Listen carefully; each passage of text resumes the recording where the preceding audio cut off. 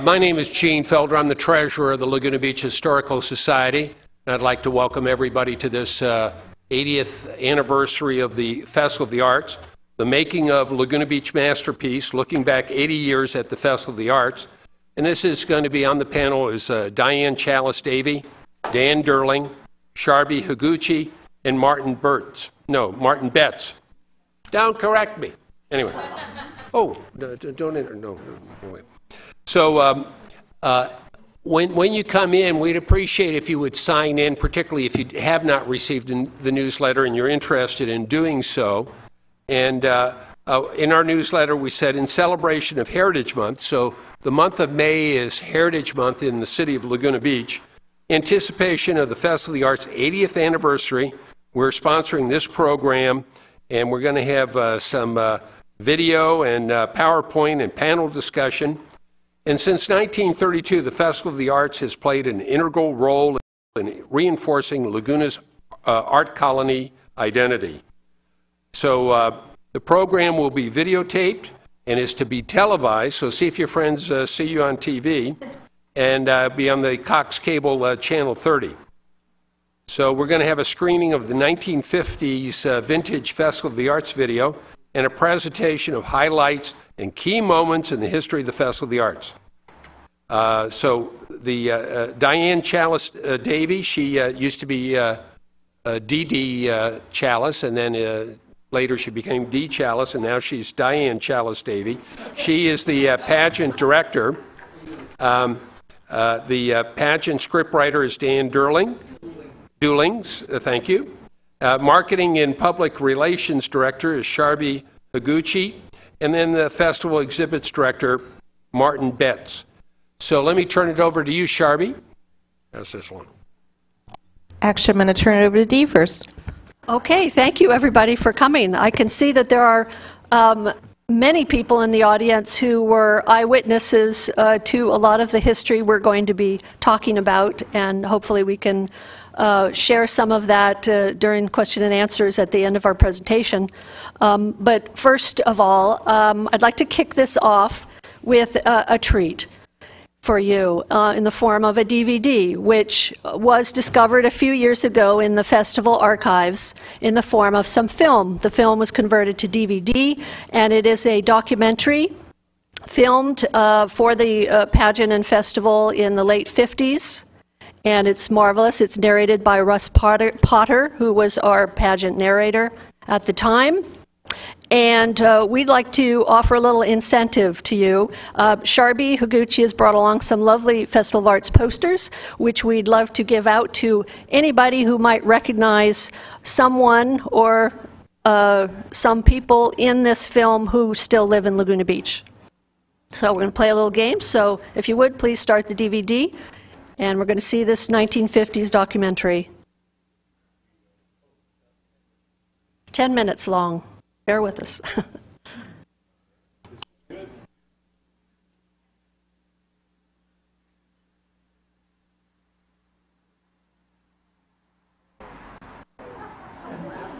year, the average winner being only...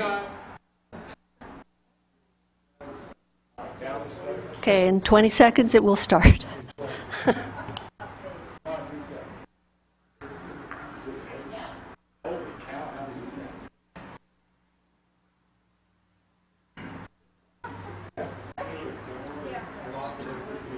Have faith.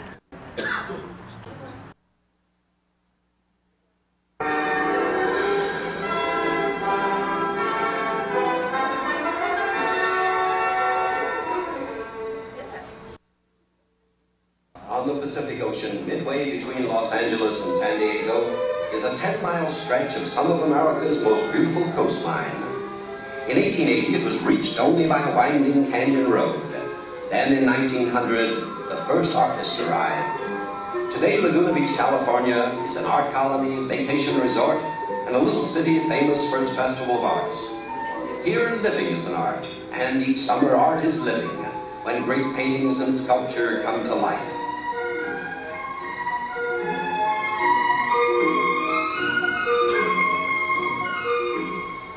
Rolling hills protect the town from wind and fog. The winding trails are ideal for hiking and campering. The calendar is marked by a parade of wildflowers, including the yucca, called the candlestick of the angels.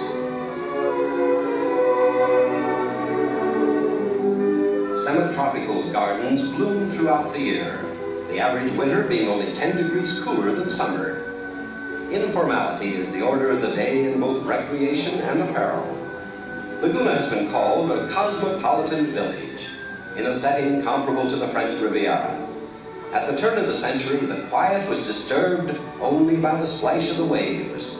Then began the splash of paint on canvas. It's art in action as painters and craftsmen stage their annual Festival of Arts with its nightly highlight, the Pageant of the Masters. The visitor wanders through 6 acres of working exhibits, booths, and displays. The adult artist passes on his knowledge to the children. Each day there are free-for-all classes for the small fry. The pint-sized Michelangelos are furnished equipment and smocks and encouraged to express themselves in color and line.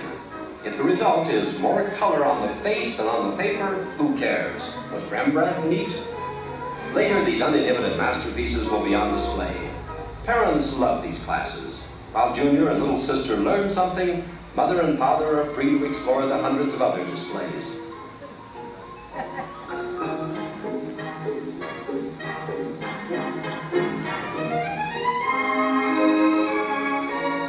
The Junior Art Gallery is a delightful feature. Young painters from kindergartens and high schools are represented by the best work they've done in the school year. Entries are juried and ribbons awarded in the same way as an adult exhibition.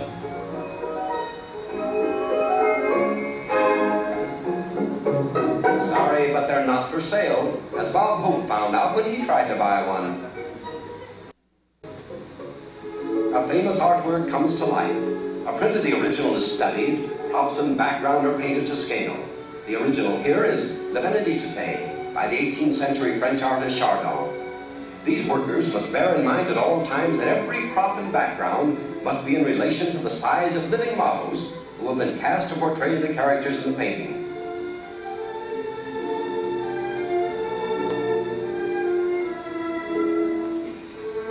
The same painstaking attention to detail is followed in the wardrobe, the makeup, and the lighting departments, and in the casting of models from the men, women, and children of the town. In a cast of more than 300, there's not a single professional model.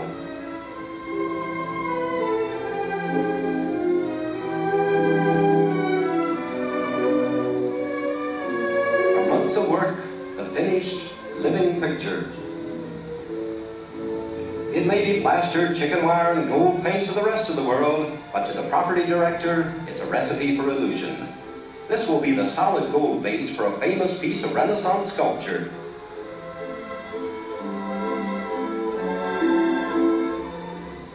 Backstage at Irvine Bowl, more than 600 Lagunans work for months to bring a unique production to an annual audience averaging 100,000. The staging problems have no counterpart in the world of entertainment. Lighting, makeup, and costuming get a new approach in a faithful reproduction of mankind's heritage of great painting and sculpture. In the living pictures, the aim is to destroy 3D, to achieve an effect of flatness. In the makeup department, the technique is strange and unorthodox. The shadows and highlights of the originals are painted on faces and bodies, the same procedure followed on costumes. In the wardrobe department, old materials are best. Cast-off curtains and all the bits and pieces thrown out of Laguna's attics are dyed and painted to emerge as facsimiles of the costumes of the masters from Leonardo to Maxfield Parrish. As to actors and actresses, here's the only show on earth where you can be a star if you can hold still.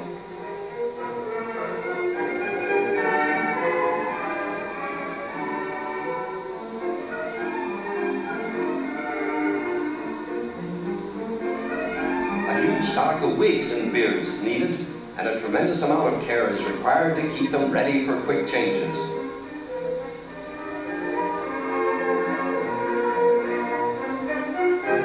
Backstage visitor is likely to be both amazed and amused. Often he sees only half a costume, half a wig, half a beard, half a makeup. This model knows that only half of him is really needed. many of the models learn to apply their own makeup. A living statue needs a bit of help before the audience will believe that she's really 3,000 years old.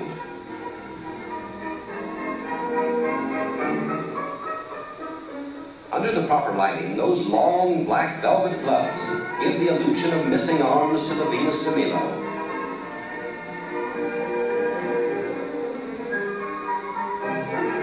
How does the little boy stay in midair? An intricate maze of gadgets from the property department is the answer. How do the acrobats hold their frozen poses? Hidden supports do the trick. Some of the old masters fail to consider that someday their subjects might have to move. Directors check every detail to assure an effective reproduction. The little things are all important. No amount of care is too much for the non-professional cast and crew. Many hands and heads and hearts have waited for the moment when the last spotlight is in place, the last ribbon tied. The music swells, the audience is hushed, the curtain parts, and we see a Laguna Beach schoolgirl posed as Pinky by Sir Thomas Lawrence.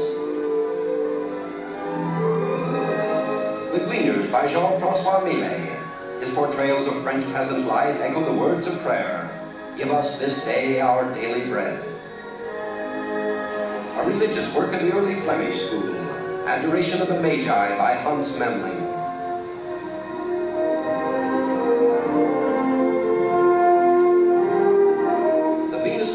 By an unknown Greek sculptor of the 4th century BC. The original stands in the Louvre in Paris. An example of 18th century Japanese printmaking, Young Lovers in a Snowy Landscape, by the inventor of the polychrome print, Haranobu. 2 sculptured figures by Isidore Conti, an adopted American from Austria. Salt cellar of Benvenuto Cellini, originally fashioned of solid gold, as a gift for the King of France. The Blue Boy by Thomas Gainsborough. A Tahitian scene, Ta Mateti, by the French impressionist Gauguin.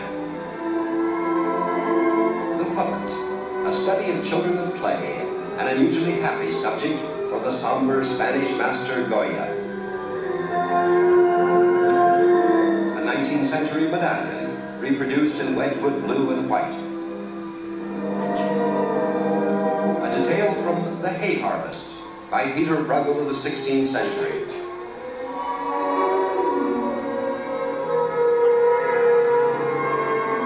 Out of Greek mythology, Actaeon and Diana by Paul Manship. Before the Ballet by the modern French painter Degas. Another by Degas at the practicing bar.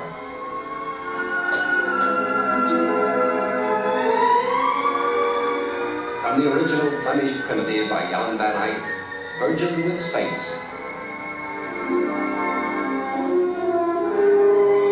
The Dancers, a living recreation of the lyrical sculptured figures by the American artist Harriet Whitney Frisbeth.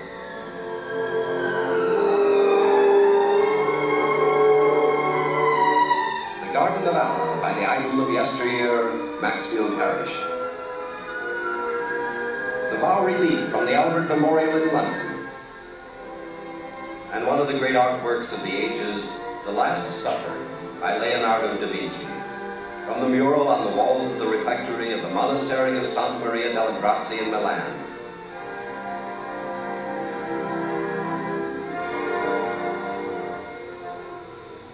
Laguna Beach, California, a community that represents the triumph of devotion to a common interest. A town that thrives on friendliness and fun, where art is the whole town's hobby.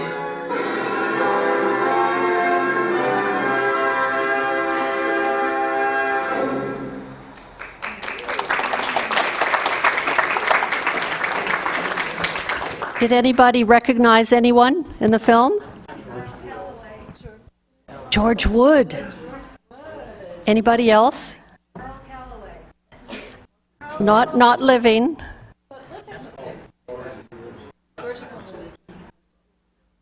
That's true. You're right. You're right. Well, should I give the answer?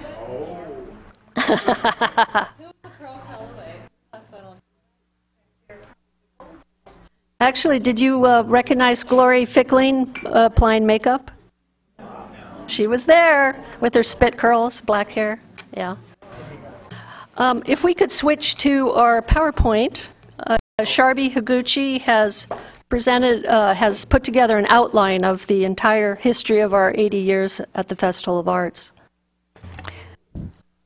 And so before we begin the PowerPoint, I really like to really thank the Historical Society for inviting us to present the 80-year history of the Festival of Arts and the Pageant of the Masters, particularly Gene Felder. Thank you very much. And in putting and preparing the presentation, you can imagine it was quite the task. There's been millions of people who've passed through the Festival of Arts over the years, and there's a lot of different perspectives that we could have taken. So what we try to do is kind of hit the highlights of things that were really important to the organization as a whole. And as we're presenting this, if you have any questions, feel free to just jump in and ask us any questions during the presentation. So I'm going to begin at the beginning. Sharbi, if anybody wanted to speak, we have a microphone at the podium. There you go. On your left. We'll also have questions after. That is true. Okay, so we're going to begin at the beginning, which was in 1932. 1932 was the very first Festival of Arts, and the first Festival of Arts was produced by local artist John H. Hinchman, and it was held downtown Laguna from August 13th through the 20th of 1932. And also the Los Angeles Games were also held that very same year, from July 30th to August 14th. So the hope of the townfolk in Laguna Beach was to attract those tourists who were going to the Olympic Games down into the Laguna Beach area. The festival was held on the El Paseo near Hotel Laguna, and it did not have a permanent location, and it was held at many various different venues during the next 7 years. I thought this was, kind of discovered this in the South Coast News, and I thought it was a fun poem from on August 19, 1932. The streets are gay with banners, the twinkling lights give cheer, flags are waving in the breeze, for Fiesta Week is here. And may the Festival of Arts grow like the Green Bay tree, to all Southland know the fame of Laguna by the sea. The first Festival of Arts was really a celebration of the entire town of Laguna Beach, and it was really not only a means for the artists to sell their artwork, but also a way to lift the spirits of the townfolk during the Depression. And there was so much activity that was held throughout the entire city of Laguna Beach. There were artist studio tours. There was a progressive painter exhibition at the Mad Hatter's Cafe. There were tea with artists at Hotel Laguna. There were garden tours, costume ball, puppet shows, equestrian show, and so much more. It was truly a celebration of the entire city of Laguna Beach. John H. Hinchman, a local artist, produced the very first festival, and in 1934, 2 years later, he wrote an essay in the program, which I thought I'd read. It's very short, but it really captures sort of what his vision of the festival in its first original incarnation represented. The first Festival of Arts. The first Festival of Arts was designed to lift depression. 2 years ago, when things seemed at their worst, Laguna Beach decided that something had to be done about it. Therefore, a few of us got together and started a festival. As we saw it at that time, if people took part in festivities, they could not very well be depressed. The Festival of Arts presents an opportunity to pay tribute to our early residents, celebrate the founding of our art colony, and express happiness for the advancement and growth of our town. This is the third festival, he was writing from 34. Make it a joyful one. This dream child, born so inauspiciously during the deepest hours, has increased in stature. Those who have assisted in past years feel proud that the sincerity of their aims and purposes has been demonstrated, and those who helped found it feel that their vision has been realized. The motive behind the festival has been a desire for a more cooperative town spirit and a fuller understanding and appreciation of the fine arts. Because of its early art colony and its picturesque situation, Laguna Beach has assumed a definite character. Her beaches are attractive in the summertime because of the refinement surrounding them, rather than for their gaiety and smartness. To uncover this character is one of the purposes of the festival. Everyone should feel a personal responsibility for spreading joy and happiness during the festival. After all, what is a festival? One realizes that it is not merely an entertainment given by a particular group of people, but a celebration in which everyone takes part.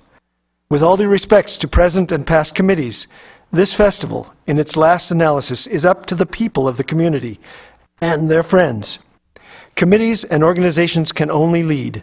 It is the people who buy the arts, go to the dances, applaud the actors, or take part in its pageantry that really make the Festival of Arts. John H. Hinchman, 1934. In 1932, there were many artists who participated in the very first Festival of Arts: Joseph Kleisch, William Wendt, Anna Hills.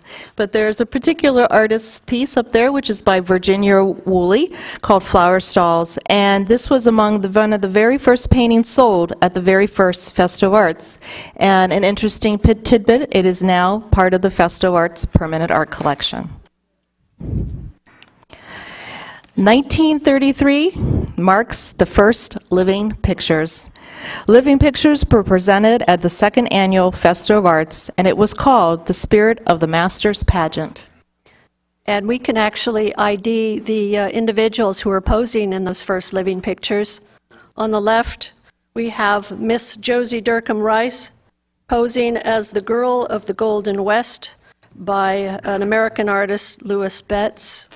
And Dan, that is the first Living Picture, is it? That was the first one presented at the very first one. Whistler's mother is Mrs. Ella Goodrich, and Atlas there is played by Ray Grimes, and he was one of the characters in the parade that progressed down the street towards El Paseo. 1934, the Festival of Arts Incorporated. On September 29, 1934, the Festival of Arts Incorporated and local businessman George A. Portis was elected the very first Festival of Arts Board president. And the organization's stated purpose and mission to encourage and promote all appropriate activities conducive to the artistic and cultural development of the community in and about the city of Laguna Beach. 1935. The festival was held adjacent to the art gallery, now Laguna Art Museum on Cliff Drive. A stage and festival facade resembling pirate ships were built in anticipation of the main entertainment event, a sea pageant. Jack Benny performed Love in Bloom on his violin on the deck of the pirate ship. 1935 Pageant of the Masters. At the other end of the festival grounds, Roy Ropp, having assumed direction of the Living Pictures, added a larger stage, painted backdrops, music, and narration. He called his new and very popular program the Pageant of the Masters. So Roy gets credit for our name. 1936, The Last Supper, and some nudity. The festival moved back to El Paseo after building a bigger stage to accommodate his expanded pageant. Roy Ropp concludes his second presentation with The Last Supper, its traditional finale ever since, except for maybe 2 or 3 years, which we won't discuss now. This production also included Salome, the first presentation of a nude sculpture on the pageant stage. That nude sculpt was portrayed by Margot Goddard. And I would just add that in Roy Ropp's first presentation of the Living Picture of The Last Supper, and throughout his tenure through 1941, he had a secret cast member portraying Jesus. It was, in fact, a board member by the name of Mrs. Harry Gordon Martin. And they were sworn to secrecy, but in a small town like this, you suspect it was a very well-known, well-kept secret.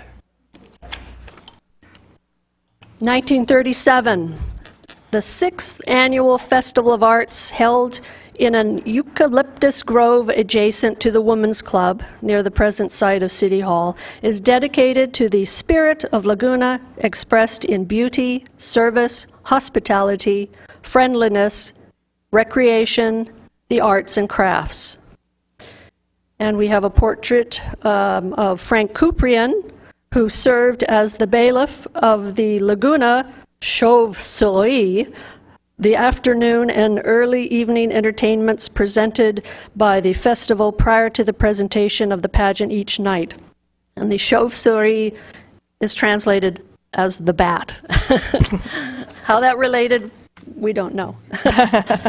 1938, with Frank Kuprian serving as Master of Ceremonies once more, the 1938 festival was dedicated to the 20th anniversary of the Laguna Beach Art Association. Roy Ropp considered the setting next to the Women's Club to be his favorite festival location, and negotiations between the city, the festival, and the Women's Club intensified in hopes that this might become the permanent home of the festival. 1939. The festival is held for the final time in the grove next to the Women's Club, following extensive efforts by the festival and city to purchase the site. When no agreement could be reached, attention was focused on the present festival location in Laguna Canyon, but a purchase agreement was not completed in time for the 1940 festival. 1940. For its final year prior to the successful purchase of its permanent home, the festival was held at a new site near the bottom of the hill on 3rd Street. Up until this year, the festivals had lasted no more than 9 days. This year, it extends its run to 15 days. And I just have to point out, read with the bottom with the Frank Kuprian, visitors to Laguna enjoy meeting Dean of Artists. Who is he? Everybody in the art colony knows Happy Painter, who has brought the fame to community. Frank Kuprian, beautiful paintings he made. 1941.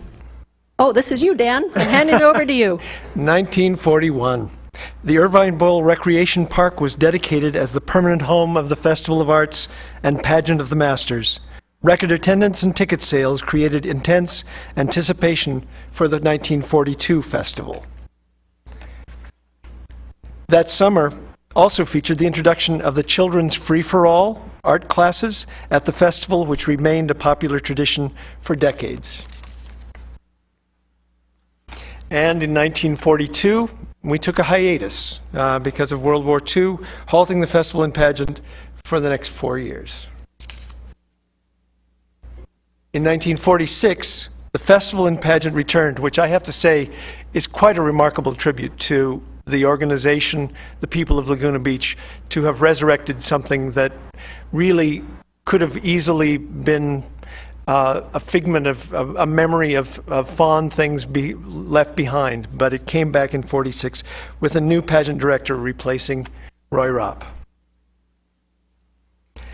1947, festival exhibitor and future board member Russell Iredale, and you may have seen him in the film as well, is credited with the inauguration in 1947 of the Junior Art Exhibit, a perennial favorite of festival visitors, featuring the works of students from Orange County schools, K through 12, selected by a jury of public school art teachers.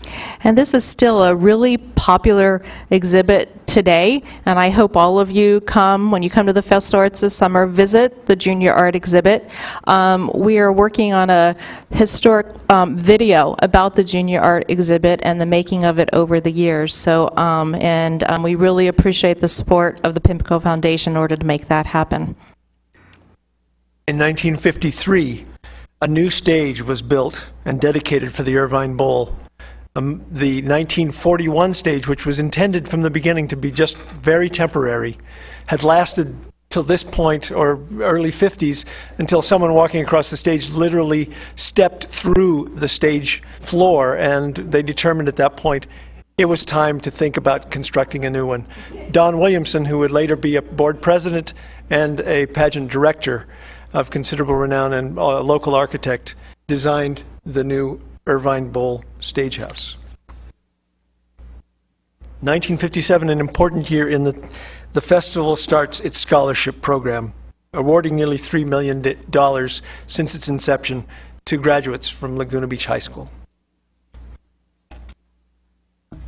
And in 1957, another Don Williamson architectural creation with its hyperbolic paraboloid design was what we now know as Tivoli Terrace, but underneath all of the filigree and decoration and overgrowth that covers it now is that amazing design, that concrete structure, very space age, very, and it's survived earthquakes and any number of other catastrophes to still be one of the more interesting landmarks on the festival grounds. And now I'll turn it over to Martin. 1960 finds us having the first photography exhibit at the festival. It was still a separate show, but it was on the grounds. 1962, the festival helps found the Laguna Beach School of Art, which is now known as the Laguna College of Art and Design. 1963, the popular tram service, which we've still reincarnated today. 31,000 people, 10 cents per person. Pretty good deal. Who doesn't love that tram? No one as much as you, Sharpie. We're bringing it back next year, right, Sharpie? 1963 saw the artist jurying system be adopted. Created a criteria program with proof of residency within beach communities, and that spread from Newport Beach to San Clemente. There was a calendar for submissions and evaluation and acceptance, and things started becoming a lot more formal. Rules such as you had to display only original work came into force, and at that time booth fees were $15 and $30 depending on the size of available space. And it's still close to that price today, I think. Times 10? Add a zero, you'll be all right. 1963, there were a couple of really interesting exhibitor competitions. I think this sort of started a roll on that one. The Public Choice Best of Show, $500 to $1,000 prize, which was pretty significant for that time period. And then the piece would be added to the festival's permanent collection. It was purchased. There was a Golden Palette Award, which was a $300 cash prize, and the artwork was recreated in the pageant. That's a pretty interesting idea. Open to artists from San Clemente to Costa Mesa, artwork themed to the popular song I Believe. And this is the first winner by artist Dan Shreves. 1964, artist, innovator, and former festival board president Don Williamson was appointed pageant director and serves from 1964 to 1978. A new permanent perimeter exhibitor booth system was also built on the festival grounds to improve the program. 1966, you saw a change in some perspective, and a sort of rogue festival was put together called Reject Festival, which is now known as the wonderful Sawdust Arts Festival. That's not our comment. That's what they call themselves. Right. Yes, that's not our comment. They're our friends. We love the Sawdust Art Festival. It's wonderfully related to art history, so I thought it was pretty appropriate. 1969 saw the construction of the Forum Theater.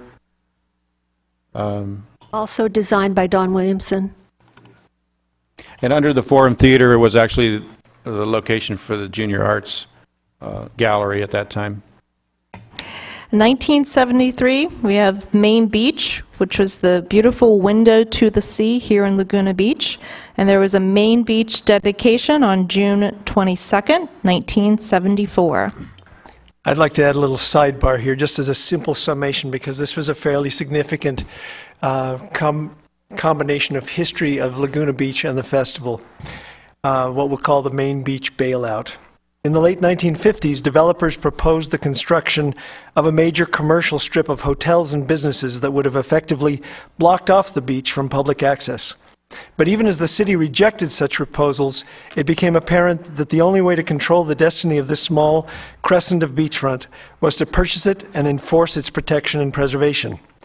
After bond measures failed in 1956 and 1960, the city tried a leaseback program to buy the beach over time, beginning in 1967. To help make this possible, the Festival of Arts agreed to hand over a percentage of its profits to be used expressly for paying off the Main Beach bonds.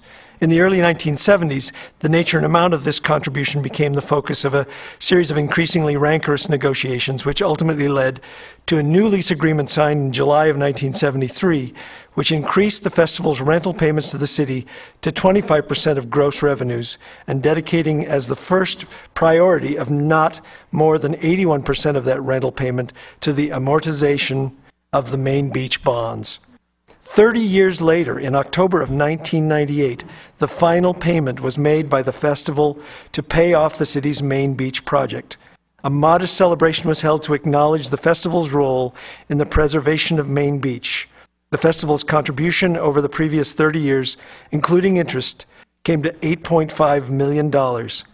As a result, basketball courts won out over hotel complexes, and palm trees were planted where a parking structure might have been erected.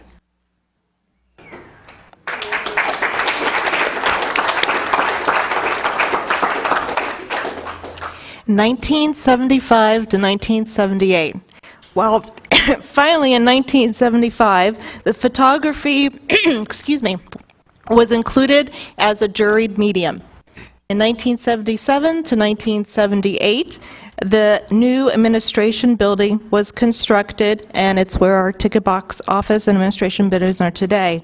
I'd like to point out on the left-hand side there, there's a piece. It's called Art, the History of Art, and it was where the school used to be located, where the administration building is now.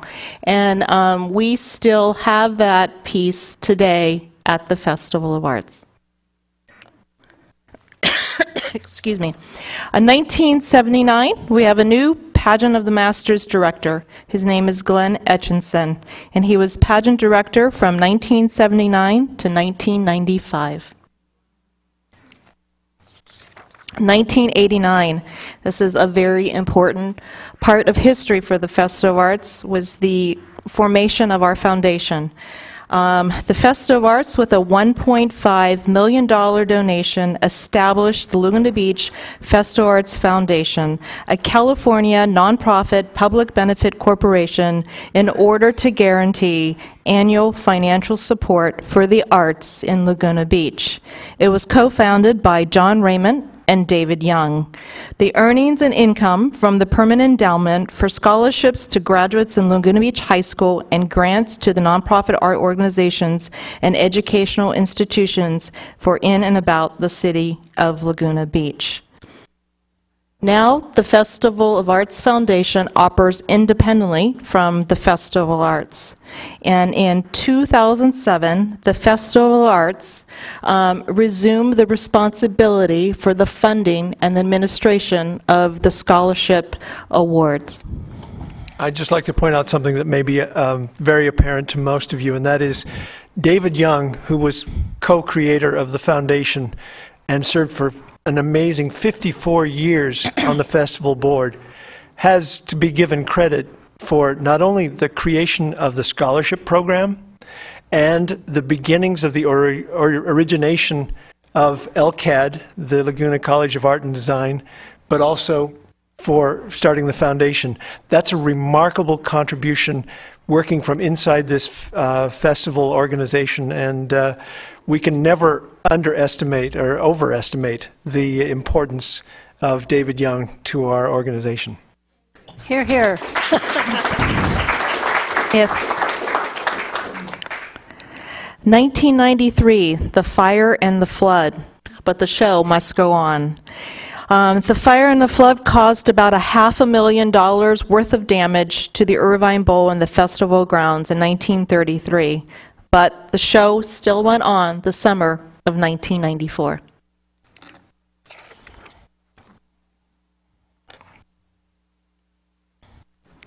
Dan? That's my cue. This is an important stage in our history as well. In 1996, we have a new director for the pageant. Diane Chalice Davey, better known to all of us as Dee, was appointed pageant director. Among the things that she has brought back to the pageant in either in originating them or by helping to repopularize them were the introduction of themes, so that every show each year is uniquely its own creation. She also reintroduced dancing and singing in varying degrees. I got that idea from the Interlandi family, by the way. And she, with the advances in technology, brought in the use of video for transitions and other technological opportunities for just making the show as theatrical as possible, and really emphasizing her background in theater and bringing a new feel and energy. And it must be said as that she was also a scholarship award winner from the festival when she graduated from Laguna Beach High School. I can think of no one who is more deeply rooted in the history of this town and an understanding of the organization of the festival and the pageant than Diane Chalice Davey. Thank you. The festival took a big chance on me, and I'm sure glad they did, because I've had a wonderful time. 1999, Wells Fargo Gallery. The festival started sponsoring exhibits of their artists' work in this wonderful venue in the center of town, Wells Fargo Gallery. And we also, 1999 marks our first gala. We had a celebrity, and it was like our first really big fundraiser for the festival and pageant, and it did very well. And you will see a picture of Shirley Jones, and that's my younger self next to Shirley Jones. She looks great. The year 2000, there was an attempt to move the festival and pageant out of Laguna to San Clemente, and we did have a board recall election. It was a very tumultuous time. But, however, in 2002, we made a lease agreement with City of Laguna Beach. Festival signs 40-year lease with City of Laguna, effective through 2041. On our left is exhibitor and board president Scott Moore. On the right was he the mayor at the time? Wayne Baglin, council member Wayne Baglin, the Honorable Wayne Baglin. 2003, 2004, we created a time capsule. A time capsule is buried to be opened in 2041 as part of the festivities for the anniversaries of the festival, the 70th anniversaries of the festival and pageant. That's not where it's buried. Right, it's in a secure location in a vault, and it's all on DVD discs, and God help them in 2041 that they should be able to play these wonderful DVDs. Diane, you know, math is interesting, but we're celebrating the 80th anniversary of the Festival of the Arts tonight, and you're telling us in 2041 they're going to open the time capsule as part of the 70th anniversary? Yeah, who wrote this? The time capsule was created during the 70th anniversary. It was 10 years ago. Right, 10 years ago, exactly. Okay, I got it. Thank you. 2005. New pageant workshops. They are gorgeous. New pageant workshops are dedicated. A big improvement, and makes the production of the pageant so much easier and more pleasant. 2007 and 2008 marks the festival and pageant's Diamond Jubilee celebration, and quite the celebration it was.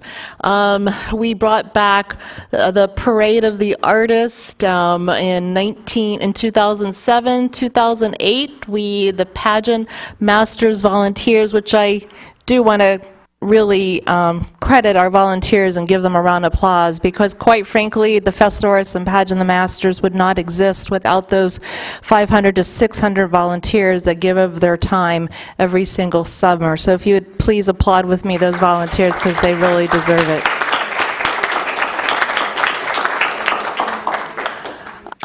We also brought back during the 75th anniversary, see in that right-hand corner, Pageant on the Monsters came back. And did any of you attend that? It was quite a fun event, and if you didn't, I'm going to kind of talk a little bit about the 80th anniversary. You might get an opportunity to go again, maybe in 2013. We will see. Anyway, it was quite the celebration. We also had a mobile museum. The mobile museum went throughout southern Orange County, LA, San Diego, and inside of that museum on the right-hand side in that RV was a timeline, historic video, costumes, and other pageant and festival artifacts. But it was quite a celebration and a lot of fun. Oh, Sharby, I just wanted to explain very briefly that the festival and the pageant, we celebrate a 2-year anniversary, because the festival started in 32 and the pageant started in 33. So that's, if we have some vagueness over dates, that may be the reason. 2008 saw another significant milestone in our history, and one of the festival artists, Stillman F. Sawyer, donated $1 million in an endowment to establish a year-round gallery. In addition to that, he donated his complete photographic archives, equipment, and all the other accoutrements that went with it. In addition to that, he also donated $100,000 for curatorial support for his archives and a $10,000 seed fund to start the Sawyer Photographic Learning Center. So it's a very significant milestone. And with that significant gift, we are beginning in our current history to start down the road of seeing some of these things through. And one of the first things that we established in 2010 was a wonderful collaboration with Active Culture, which is sort of a health yogurt place. Half of the building that they're in is our gallery, our new gallery called FOA South, which is a year-round program. We're currently focusing on works from our permanent collection. So if you get a chance, it's a wonderful. It's on Diamond and PCH, if you know what that is. No. Oh, okay. Anita. You can tell I'm from here. And also, in 2011, something that you all probably really interested in is we've opened our FOA, what we're calling the FOA North Research and Preservation Facility, and that is up in North Laguna area. And it is now our new home to the permanent art collection and our festival archives, which we're working on gathering together and organizing. It's a long multi-year process, as you can imagine, but we do now have our permanent collection all in one place and have begun the documentation and the preservation work that's needed on approximately 1,200 objects that we have in our collection. Along with that, we have our archives being moved over there. We have a significant amount of archives, and also last year we received a significant donation from the family, the Lang family. They gave us about 50 boxes worth of photographs and other material, which we are just dying to dig into. And we're happy to have this location. So here's a shot of our collection specialist, Pat Sparkle. Some of you might know him, working on some of the artwork. Some other improvements that we are currently making and have made in the last year. You'll see this summer, for the first time, a new facade to the stage, which will be much more friendly to video projection and so on. It's a flat surface. We're pretty excited about that. 150, I think they're all oak, right? White oak? 150 oak, California live oak, plus some other species. We're planted on the hillside to mitigate light and create a nicer environment back there. We've resurfaced and retrofit the pageant stage, which we talked about. We've put together a new entertainment stage on the center green, which is going to be debuting this summer. New sound system, new stage. It looks fantastic. And we've also redesigned and upgraded our, what we're calling the art center, where the kids and the other people can do the art programs ongoing through the day. So we have a large space for that, which also is our outdoor classroom, sort of in the back. So a lot of improvements. Pretty exciting.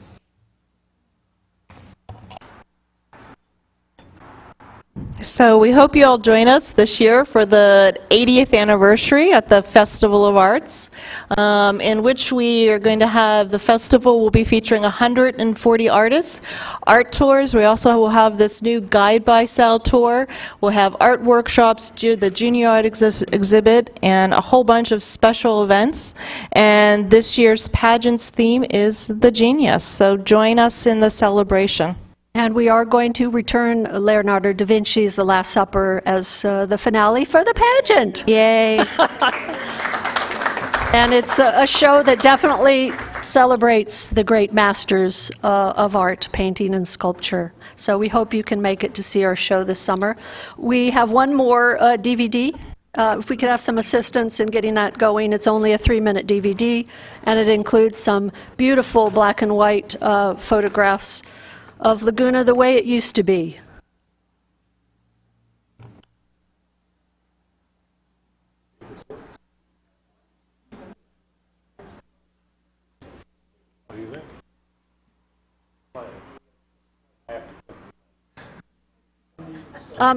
This DVD was made for the pageant show and repurposed for a couple of other events, so I apologize it ends rather abruptly, but that's because it was made for a show and it segued into a living picture.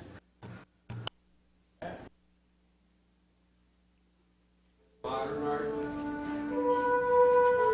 guess that's it.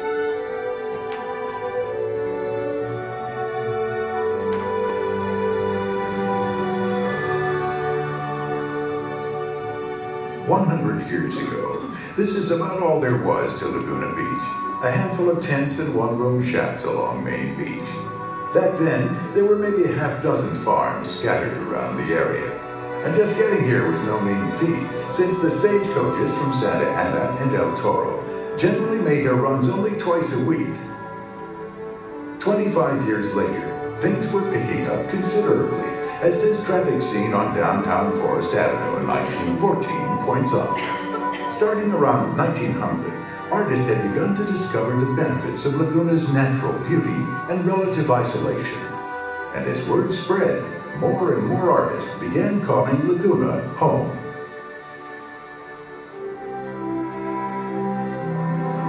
With the opening of the Coast Highway in 1926, travel to and from Laguna became a lot easier, and many summer visitors were finding ways to make this their permanent address.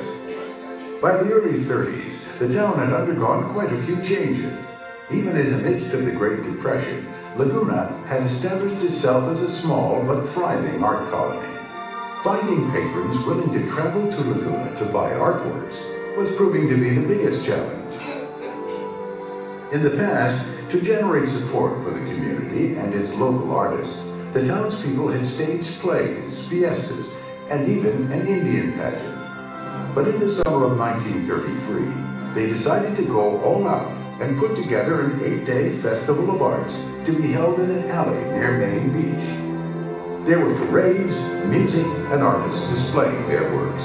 Everybody got into the act that summer, including Lolita Perrine, who enlisted help to present a new feature to be called the Spirit of the Masters pageant, in which local volunteers dressed up in costumes to look like famous works of art. These living pictures were just a small part of the art festival's activities that summer and the next. But in the summer of 1935, local businessman Roy Rock convinced the festival organizers that he could turn the pageant into a real show. Our first living picture of the evening is a And that's the end of our little tape. In that 1935 Okay, can we cut the video, please? Julia Bracken Wendt, the spirit of history, science, and art.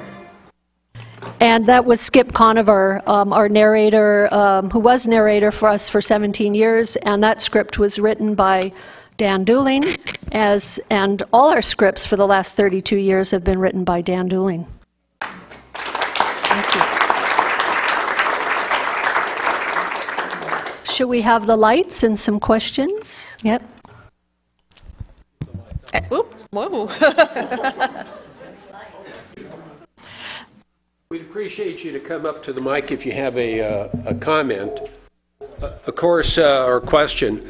You drive into the city of Laguna Beach, and what does it say? It says, welcome to the city of Laguna Beach, the home of the Festival of the Arts and the Pageant of the Masters. So this is quite something to have this program tonight, and quite informative. But the one video conflicted with the previous one, right? So the festival started in 1932, but the pageant started in 1933? The first living picture started in 33. And if you want to be completely accurate, there were, in 1932, some very primitive living pictures that were literally just entr'actes between the dancing numbers and things like that. They were not called the Spirit of the Masters pageant. They were, there was precedent. The first living picture that I could find a reference to was in 1920. Lolita Perrine set up Whistler's mother for a fundraiser, but it was literally a one-off. And so there was, excuse me, a precedent. But to call it, we look at 1933 for the Spirit of the Masters pageant because that was making it at least the beginnings, the most rudimentary beginnings of a show.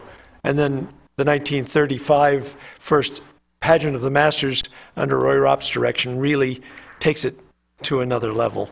So. Right. What we put in our newsletter, and we quoted Merle and Mabel Ramsey, and a problem with the history of Laguna Beach is we haven't had a book written by a scholar. So Merle and Mabel Ramsey may not be correct, but they said in 1932 it was here that the first living pictures came into being in Laguna Beach. Lolita Perrine presented Mona Lisa with Hilda Mackey posing, unquote.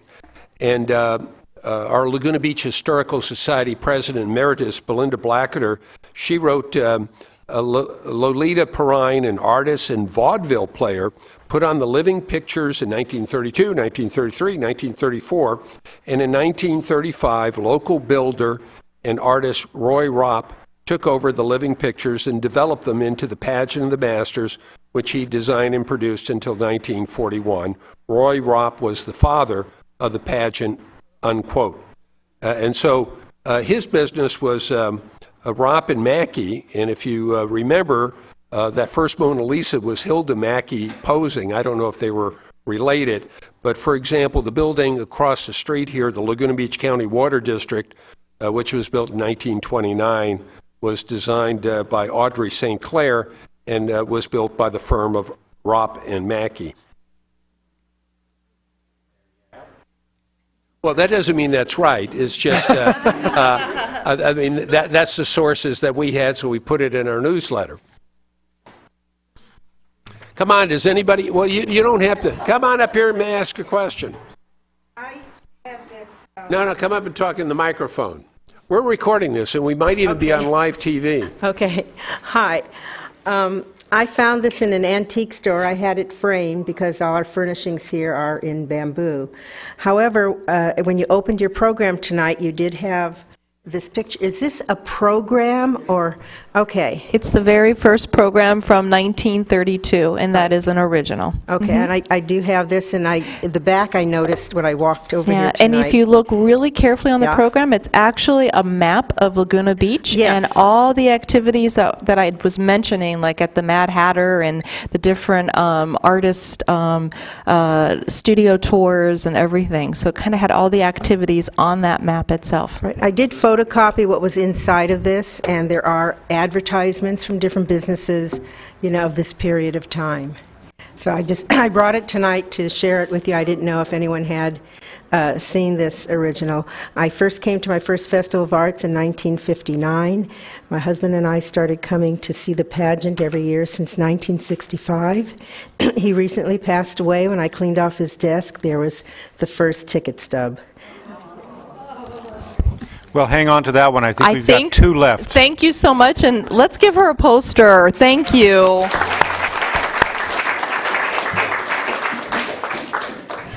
Donate to that for my collection. You're a winner. That's wonderful. I'm so happy to be here because I came to celebrate my 55th Laguna Beach High School class reunion.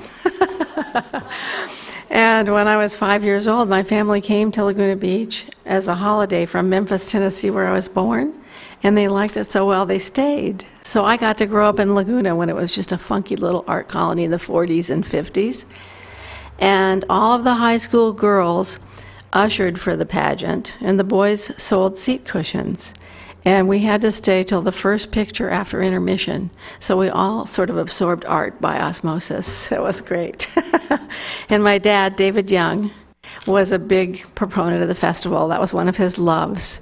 And he served on the board for a long time. You say your father was David Young? Yes. So, you know, there was an article written in the local newspapers 3 or 4 years ago. He died, what, 2-3 years ago? Mm-hmm. Quite a So few. it said that they were going to interview some people very involved in Laguna Beach, Harry Lawrence and David Young. And they were both about 90 years old. And when they interviewed them 3, 4, 5 years ago, they were both working in their office. So just recently, Harry Lawrence died just a month or two ago. Oh, wow. And David Young, if you look at, if you ever visit the Murphy Smith Bungalow, our headquarters for the Laguna Beach Historical Society, it's right next door to the Wells Fargo Bank, and a good reason. Wells Fargo Bank owns the bungalow, and they lease it to us for $1 a year. And my dad built it. That's the point. Okay. Certainly, and But it wasn't called then. if you go walk on Ocean Avenue, you'll see the engraving there that the builders built in 1961 by David Young. The other one that's noteworthy, well, does anyone know, is there a castle in Laguna Beach? The Pine Castle. So Pine Castle, what was that, in the mid-60s? Well, he bought it because it was going to be torn down and they were going to build your own apartments. And so we moved from our house in Emerald Bay to the Pine Castle, and it had 64 rooms. And and we only lived in one side of it. I was in college at the time at Pomona College. But our whole family was never alone there together because people always came to visit and they said, oh, let's go stay with the Youngs. They have plenty of room. But he loved the style and the way the castle was built, and he couldn't stand to see it be torn down. And so it was really a treat to be able to be up there. Well, and they rented out our house in Emerald Bay while they were. It's for sale again, or in the process of being It sale, is. and its future is Well, one we don't know. of the histories of it said that David Young developed it into apartments, and he didn't. He sold it, and then after we moved out, somebody else turned it into apartments. I see. And so he was 54 years on the Festival of the Arts Board, and he was one of the founders of the foundation. And when I was a senior in 1957 at Laguna Beach High School, I said to him, Dad, you know, the festival has some money. Why don't you do art scholarships? And so the first art scholarship was awarded to my favorite friend, who's still my friend. She lives in Australia now, Sally Reed, but she used to live across the street from the high school, and 5 of us always went over there for lunch. And so you gave the idea to your dad? Yeah. Fantastic. And my goodness, you know, it's grown so huge. It's a wonderful thing. So what was the year that the festival was going to move to San Clemente? Oh, gosh, yes. That's when Dad got off the board, just for that short time, so he could write a article in the paper and complain about that whole idea, because it was the whole town's hobby, and it had been for years. And why would it go to San Clemente, you know? He put on a good show at the election, and we were very pleased with his remarks. Yes, I'm glad it worked. Thank you. This is a wonderful presentation. I'm so glad I was Nellie here. Bly. I hope you know how much we always admired and respected and loved your dad. David was my mentor at the pageant.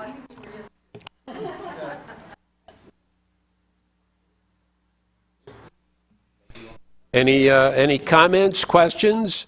The one thing in the PowerPoint, they showed photos of William Wendt and Frank Kuprian, and one of the things that you know, if you're talking to somebody and say you're competitive, say, well, how many streets in your city are named after artists? So we have a Kuprian Way, we have Wendt Terrace. Well, we have Pacific Coast Highway is named after an artist? Hinkle. And by the way, there's going to be an exhibition at the Laguna Art Museum on Clarence Hinkle. Hinkle is a little street right just south of Nye's Place. And we should also note that in that show, we are going to have 5 of our pieces from our permanent collection by Clarence Hinkle. So, well, the story that they were talking about how this developed, you know, the Laguna Beach Art Association was founded in 1918. Frank Kuprian and others, certainly Edgar Payne, the first president, Anna Hills, I think the second president, were the founders. And they tell us it was the first cultural institution in the county of Orange. And as they indicated, they had the Peace Pipe pageant in 1921, and the idea was to raise money for a fireproof gallery. They had taken over the pavilion as the art gallery right in the parking lot next to the Hotel Laguna, but then they built where the site of the Laguna Art Museum is right now. So that is the original art gallery is inside that larger building. They just kept on adding up to kind of fill up the site. And so the Laguna Beach Art Association, founded in 1918 to help the artists sell art, spawn off the Laguna Art Museum, the Festival of the Arts, the Pageant of the Masters, and the Laguna Beach College of Art and Design. And of course, the Festival of the Arts is to help artists sell paintings. And you do a very good job, don't you? So? I'd just like to make one little correction. It was mentioned, Sharvie mentioned about the artists that were presented in that first festival in '32, and she mentioned Joseph Kleitsch, who certainly in the Eucalyptus School of Plein Air Painters from Laguna Beach is one of the great guiding lights and you know, most highly respected and collected artists. However, he died shortly before the first festival. There was a memorial in '32's festival for Joseph Kleitsch, but he was not actually a participant because he had passed away recently. Do you want any closing comments? How about, what do you do for membership? Say, everybody raise their hand if they're a member of the Festival of the Arts. A boo. Okay, so for the others, what should they do? You can visit our website, which is lagunafestivalofarts.org, and go to our membership section, and then you can download an application and join. Entry-level membership is $40, and you get quite a bit for your $40. Actually, you get a season pass, basically, to the Festival Arts, and three 3 guests you may have come all summer long to the festival. We have a membership day and quite a bit of other benefits, but if you go to the website, it'll outline all the different levels. As an Orange County resident and a member, you do have voting privileges. We are governed by a 9-member board of directors that are all volunteers, and we really appreciate their leadership and guidance, but those Orange County members are voting members. Additionally, I do have some posters up here, so anyone who's interested in some posters after this evening, please come up and get some. We also do have some free passes to the Festival of Arts for all summer long, and there's some listing events. And if you're interested about what the Genius is about this year, there's some brochures up here as well. Now, we don't want anybody to be bashful. Sharby has basically a poster for everybody. So if you want a poster, make sure you don't leave without it. We have 2 board members here this evening. I see 3. 3? Okay, I saw 2. I see Tom Lamb. There's Bob. Bob Moffett. Anita Mangles. And Anita's out. Here she's in disguise. Anita Mangles is here. Would you all... Oh, will you all stand up, please? Let's recognize the mic is open for you. Board members of the Festival of the Arts. And we just recently had a longtime Festival of the Arts board member die. Who is that? That was Bob Henry. Bob Henry. So he served on a long time and made a great contribution. Also, I see some Festival Arts artists out there. If you're a Festival Arts artist or have been, would you please stand up? Jackie? Yes.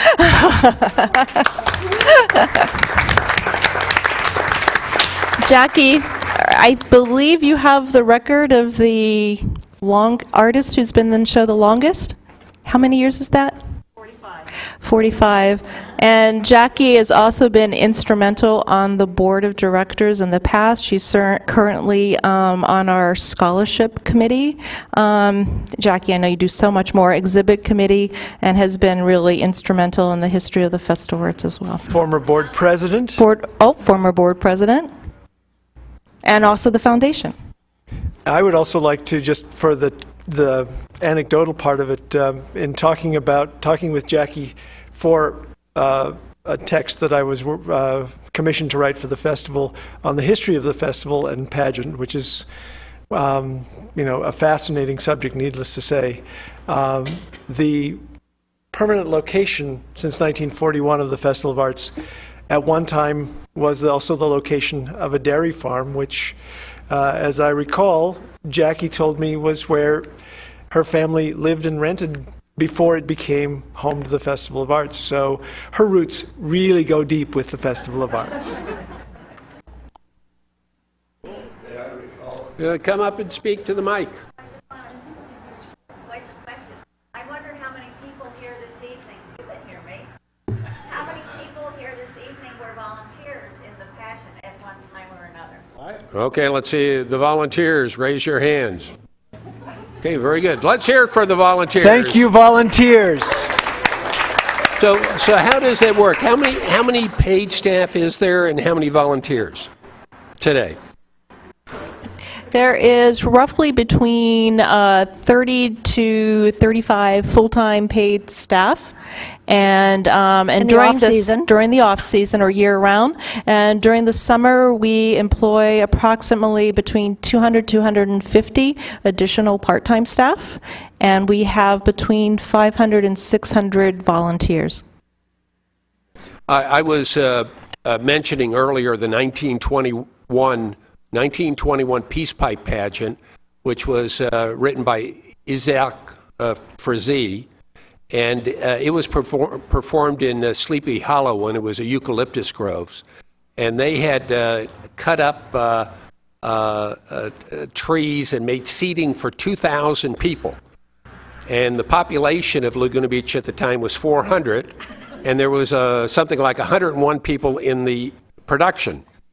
And of course they were, I'm sure, all volunteers. They raised a lot of money for the Laguna Beach Art Association. That tradition continues with the Festival of the Arts and the Pageant of Masters.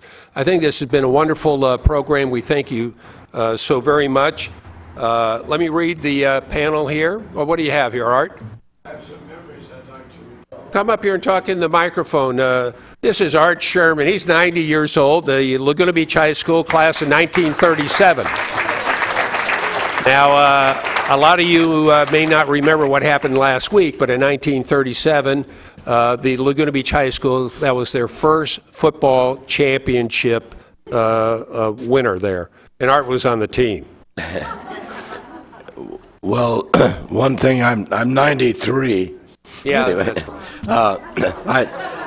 I do personally remember the first Festival of Arts, and my father displayed some pottery there, and he was little known in Laguna at the time because he was more interested in old Spanish adobes and so forth. And his interest turned to Capistrano, where he built the big fountain there that looks like it's been there for 200 years. He offered to lay out the whole mission grounds if they'd offer up local workers. So he laid out and with plans that I gave to the priests over there. And he actually planted a lot of the trees that were there, and he built, actually was designed and built that big fountain there, and did some hand carving on it actually. And he has, no one has ever given him credit for it. I feel rather sad about What is, this is your father? What's his name? My father, Roger Sherman. Now, I know, Art, that you were assistant lifeguard at Crescent Bay Beach Yes. to Alan Goff Jr. Yes. And did you guys ever get to go to the pageant or the festival? Absolutely. We went, like I say, we went to the first Festival of Arts, which was right by the Hotel Laguna there. And my dad, I say, did display some pottery there, but he closed it down shortly thereafter and worked at in the interest of the Capistrano mission. Excuse me, got a little cold or something. We weren't Catholics, but my father, with his tremendous interest in old Spanish architecture and so forth, I believe he knew more about the mission than the old Father St. John O'Sullivan, who was there, and with whom I was happy to say met and had lunch with him. And Father O'Sullivan is buried on the grounds at the mission. And I don't know, I have so many wonderful memories, like the old outdoor dance we used to have where the volleyball courts are. We had a wonderful little outside bandstand, and bands would come and play, and even Mickey Rooney came down and sat in on the drums, and Judy Garland. And It's on Main Beach? On the main beach, yes. And it talked about Roy Ropp. I know his daughter very well, Neville Ropp, and she played the part of Pinky. She was the first Pinky and the living pictures. So that might have been the photo that we saw there? What is that? I don't know if there probably were several Pinkies, but Neville was the first.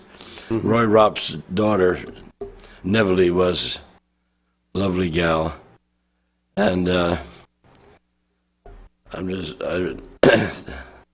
recall several things that I can't remember all of a sudden.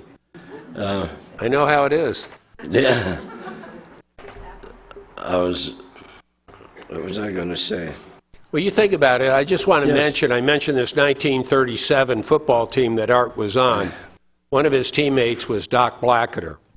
And I mentioned earlier our president emeritus, Belinda Blacketer of the Laguna Beach Historical Society. Her father was on this team.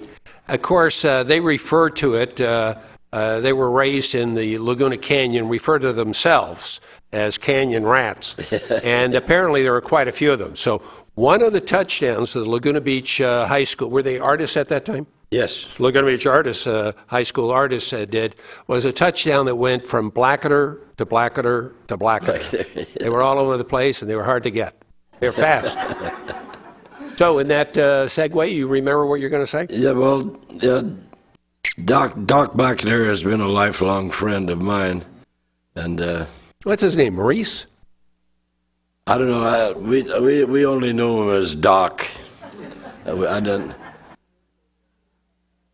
And Alan Goff his family lived out where Goff Island is. His mother had a home right on the bluff at Goff Island there.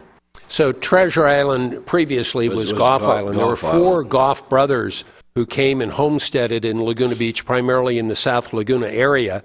And Alan Goff Jr., Art told me, was the best athlete in town.